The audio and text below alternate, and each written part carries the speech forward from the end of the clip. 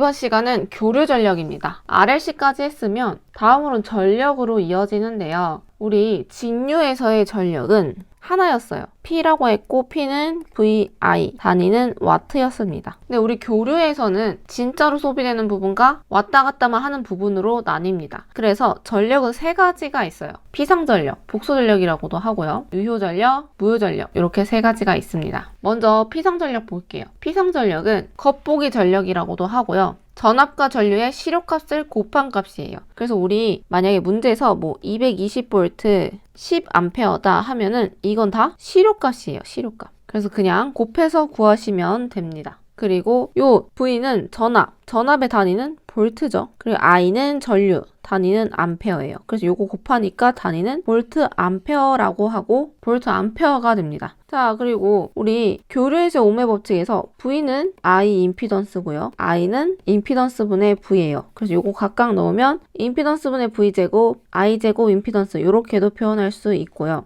임피던스는 R 더하기 JX잖아요. 그래서 요 I에다가 요 R 더하기 JX 넣으면 I 제곱 R 더하기 JX, 얘는 I 제곱 R 더하기 JI 제곱 X가 되고, 즉 이 피상전력은 I 제곱 R과 I 제곱 X로 나타나는데 이 I 제곱 R은 여기가 저항이잖아요. 이 부분을 유효전력, 이 부분을 무효전력으로 나타낼 수 있습니다. 자, 우리 앞에서 임피던스와 저항, 리액턴스를 삼각형으로 나타냈었어요. 그래서 저항, 리액턴스, 임피던스였죠. 그럼 여기다가 각각 I 제곱을 곱해봅시다. 그럼 얘는 피상전력이고요. 얘는 유효전력 P고, 얘는 무효전력 PR입니다. 그리고 여기가 세타, 위상차이예요. 그러면 이 피상전력을 나타내려면 코사인 세타분의 P로 나타내면 피상전력 나타낼 수 있고요. 사인 세타분의 PR이면 피상전력 나타낼 수 있죠. 그래서 이 피상전력은 이렇게 유효전력과 무효전력을 나타낼 수 있다. 그리고 이 그림을 복소수로 나타내면 이렇게 된다라는 것까지 알고 계시면 됩니다. 다음으로 유효전력입니다. 유효전력 P는 우리 앞에서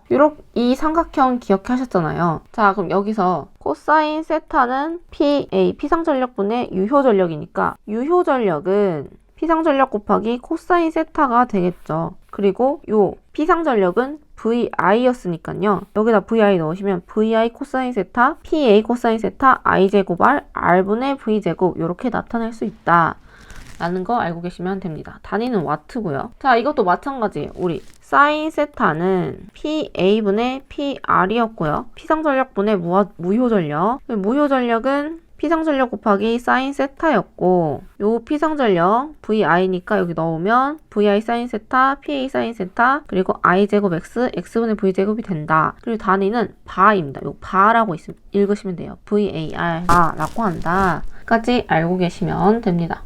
자, 다음으로 역률과 무효율이에요. 우리 앞에서도 역률과 무효율을 했었는데 이 전력에서 역률과 무효율은 피상전력에 대한 유효전력의 비를 역률이라고 하고요. 피상전력에 대한 무효전력의 비를 무효율이라고 합니다. 그리고 이 피상전력 PA는 I제곱 임피던스였고 우리 유효전력은 I제곱 R이었죠. 그래서 이 I제곱 지으면 임피던스분의 R이 나옵니다. 얘도 마찬가지로 I제곱 X였고 피상전력 I제곱 임피던스였으니까 I제곱 없애면 임피던스분의 X 이렇게 나타낼 수 있습니다. 그래서 항상 이 삼각형을 외워주시면 돼요. 삼각형.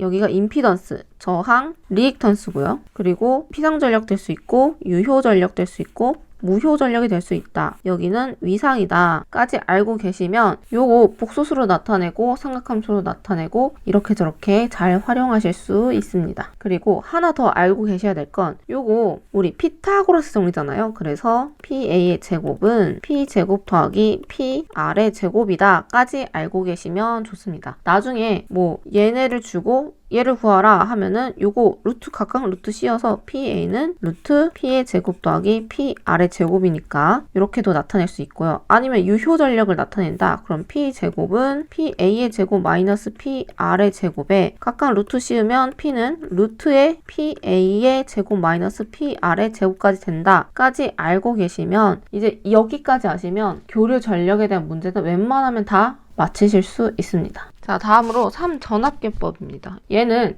전압계 3개만으로 부하의 유효전력 P를 구하는 게 3전압계법입니다. 전력계가 없거나 전력계 결선이 번거로울 때 이렇게 전압계 3개만으로 부하의 유효 전력을 구하는데요. 얘는 그냥 이 식 자체가 나오니까 이 식만 그대로 외워주시면 됩니다. 이 R분의 1 곱하기 요 전체 전압 V3의 제곱 마이너스 요 부하의 전압, 부하에 걸리는 전압 V1의 제곱 마이너스 저항 R에 걸리는 전압 V2의 제곱 빼주시면 됩니다. 그래서 요거 이 식을 잘 기억해 주시면 됩니다.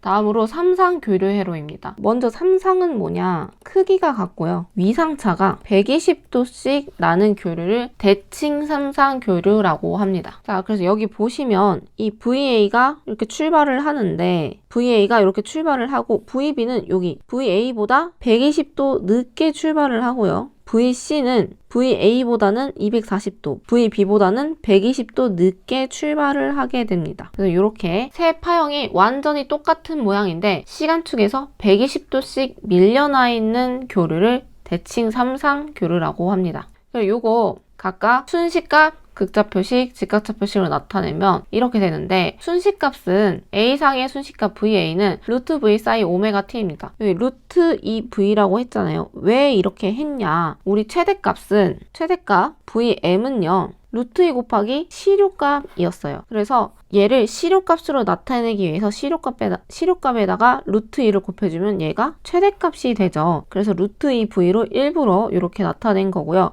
왜냐하면 극좌표식에서는 여기서는 시료값을 쓰기 때문에 이렇게 루트 2V라고 나타냈습니다. 이 극좌표식 지금 위상 없으니까 그냥 V로 하면 되고요. 원래 뭐 0도가 생략되어 있는 형태인 거겠죠. 직각좌표식 그냥 VA는 V 되고 VB상은 지금 120도 밀렸으니까 120도는 3분의 2파이예요. 그래서 마이너스 3분의 2파이 극좌표식은 V 마이너스 3분의 2파이 되고 요거 삼각함수식으로 코사인 마이너스 3분의 2파이 플러스 J 사인 마이너스 3분의 2파이 넣어주시면 요렇게 직각좌표식 나옵니다. 그리고 얘도 마이너스 240도, 각도 마이너스 3분의 4파이 해서 직각좌표식도 이렇게 나오게 되고요. 여기서 아셔야 될 건 그냥 120도씩 밀린 거구나 까지만 알고 계시면 됩니다. 다음으로 삼상교류의 결선법입니다. 삼상교류 결선 방법은 Y결선이랑 델타 결선이에요. 요즘에는 조금 바뀌어서 Y전선 연결, 델타 전선 연결이라고도 합니다. 그리고 이 Y는 스타형이라고도 해요. 스타형. 우리 별 스타 할 때 이 스타 해서 스타형이라고도 하고요. 먼저 Y결선 보겠습니다. 이 Y결선은 세 개의 임피던스가 이렇게 한 점에 모이게 돼요. 한 점에 모이게 되는 게 Y결선이고요. 한쪽 중성점에 하나가 모이고 나머지가 하나, 둘, 세 개가 뻗어나가게 됩니다. 자, 그리고 이 Y결선과 델타결선에서 가장 구분을 잘 하셔야 되는 게 선전류, 상전류, 성간전압, 상전압 이렇게 아셔야 되는데 이 Y결선에서 선전류는요. 이 선으로 나가는 전류를 이야기해요. 그리고 상전류는 이 상에 흐르는 전류를 이야기하는데 Y결선에서는 상전류에 흐르는 전류가 상전류로 나가죠. 그래서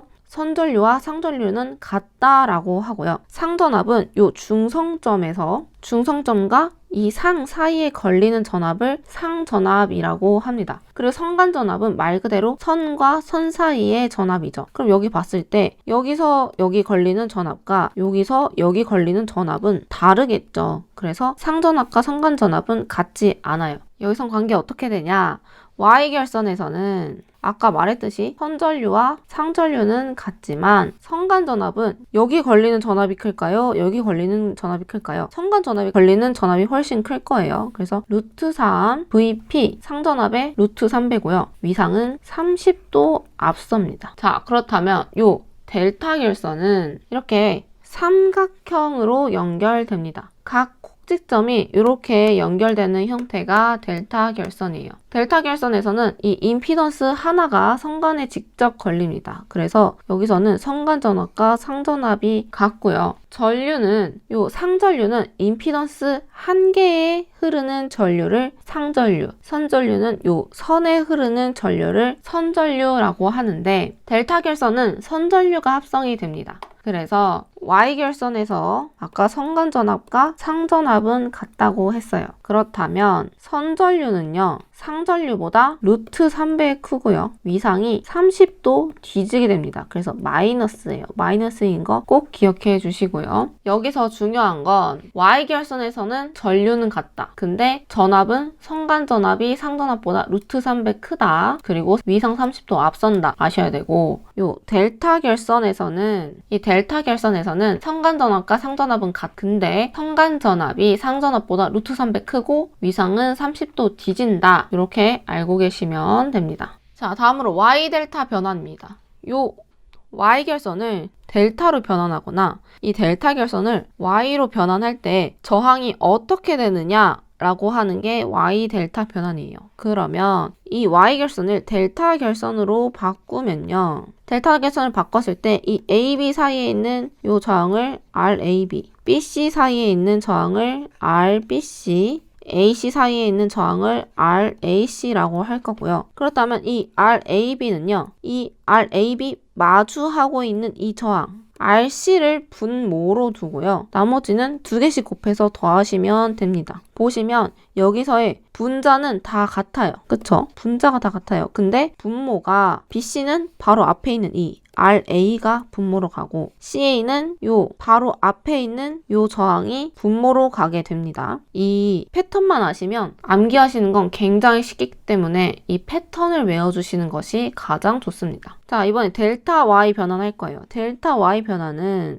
요 A에 있는 요 저항을 RA, B에 있는 저항을 RB, C에 있는 저항을 RC라고 한다면 여기서는 일단 분모가 다 같아요. 원래 델타 결선에서 저항 모두 다 더해주시면 되고요. 분자는 만약에 RA다 하면은 이 양 옆에 있는 애들 곱해서 분자에 올려주시면 됩니다. 자, 그렇다면 각상의 전압 부하의 크기, 역률이 모두 같은 평형 삼상회로다. 그러니까 이 저항이 모두 다 같을 때 얘가 RA는 RB는 RC일 때 혹은 RAB는 RBC는 RCA일 때 변환하면 어떻게 되냐? 그럼 여기다가 그냥 RAB 이런 거 다 빼고 R을 다 넣어 보시면요. Y 델타 변화는 3RY가 되고요. 저항이 커지는 거죠. 그리고 델타에서 Y 변환하면 3분의 1 R 델타가 됩니다. 저항이 작아지게 됩니다. 그래서 델타로 변환하면 저항이 커진다. Y로 변환하면 저항이 작아진다까지 알고 계시면 좋습니다. 그래서 얘는 3배, 얘는 3분의 1배라고 외워주세요. 다음으로 삼상전력입니다. 대칭 삼상결선에서 삼상전력인데요. 먼저 한 상의 전력이 P다. 그렇다면 3상의 전력은 3P가 된다. 라고 합니다. 대칭 삼상결선인 경우에 자, 그래서 P상전력은 3VPIP 여기 상전압이죠. 상전압을 기준으로 합니다. 이게 되고 상전압 기준으로 해서 3VPIP가 되고요. 얘를 성간전압과 선전류로 나타내면은 어쨌든 Y결선이라면 VP는 루트 3의 VL일 거고요. IP는 IL과 같으니 Y결선이라고 해서 이 각각의 값을 대입하면 루트 3의 VL, IL이 나오겠죠. 곱해보면 3VP IP는 3 곱하기 루트 3 VL IL이 되니 없애서 루트 3이 남고 루트 3 VL IL이 남게 됩니다. 자, 그렇다면 델타 결선이라면 상전압은 성간전압과 같고요. 상전류는 선전류의 루트 3배입니다. 그래서 이것도 마찬가지로 3VP IP에 대입을 하면 이렇게 되니까 이거 약분해서 루트 3 VL IL이 됩니다. 그래서 이거는 델타 결선이든 Y 결선이든 식은 같다라고 기억해 주시면 됩니다. 자, 그래서 이 P상전력은 루트 3 VL IL 되고요. 요거 또 식으로 나타내면 3 IP제곱 임피던스가 된다. 유효전력은 여기다가 코사인만 붙여주시면 되고 얘는 I제곱 R인데 여기는 상전류다까지 알고 계시면 되고요. 무효전력도 마찬가지로 여기 사인 세타 곱해주시면 됩니다. 그리고 여기서는 리액턴스 곱해주는 거다라고 알고 계시면 됩니다. 만약에 앞에 거를 완벽하게 이해하셨으면 이것도 같은 패턴이에요. P상전력, 유효전력, 무효전력에 그냥 3만 곱해줬을 뿐이고요. 그리고 이 전력을 구할 때는 항상 상전압과 상전율을 기준으로 한다. 근데 얘를 선간전압과 선전율로 바꿨으면 얘가 루트 3이 된다. 왜 루트 3이 되는지는 앞에서 설명했고요. 그리고 피상전력은 I제곱 임피던스였잖아요.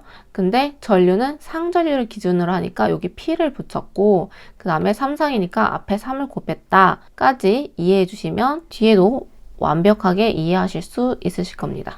다음으로 V결선에서의 출력입니다. 이 V결선은 오픈 델타라고 하는데요.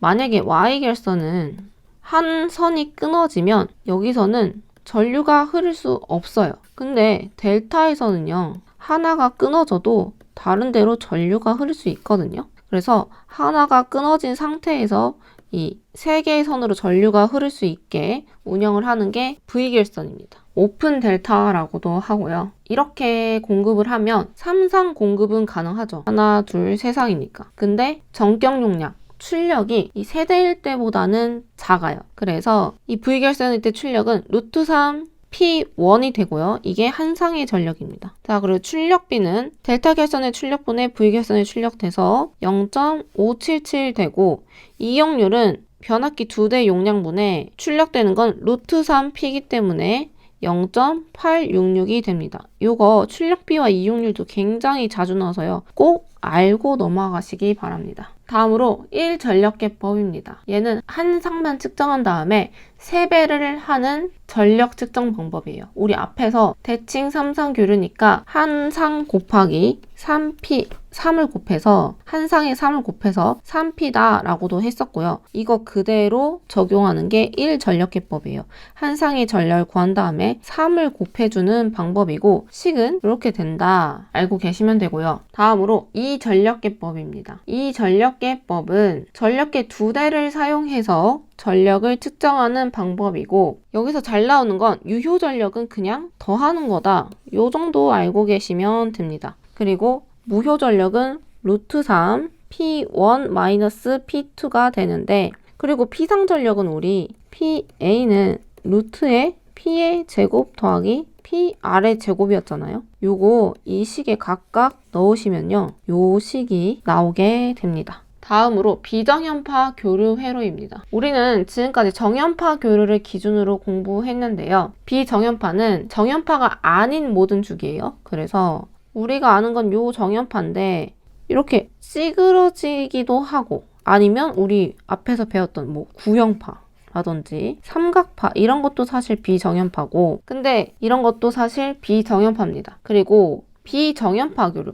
비정연파는 정연파는 사인파라고도 하니까 비사인파라고도 하고요. 이 비사인파 교류는 직류분과 기본파와 고조파로 구성되어 있습니다. 직류분은 말 그대로 그냥 뭐 1V, 2V 이런 거 그래프로 나타내면 1V, 2V 이런 걸 직류분이라고 하고 기본파는 정연파를 기본파라고 합니다. 이런 정연파. 그리고 고조파는 뭐 제2고조파, 3고조파 이렇게 했는데 주파수가 여기서 기본파에서는 F다 라고 하면 2고조파면 2F고 3고조파다 하면 3F다, 3F고 이런 것을 고조파라고 합니다. 그래서 고조파는 정수배 주파수를 이야기합니다. 그리고 시험에 자주 나오는 건 비정연파의 시료값이에요. 우리 이 비정연파 교류를 풀이의 급수로 나타내면 VT는 이 비정연파 교류를 굳이 식으로 나타내면 이렇게 되는데요.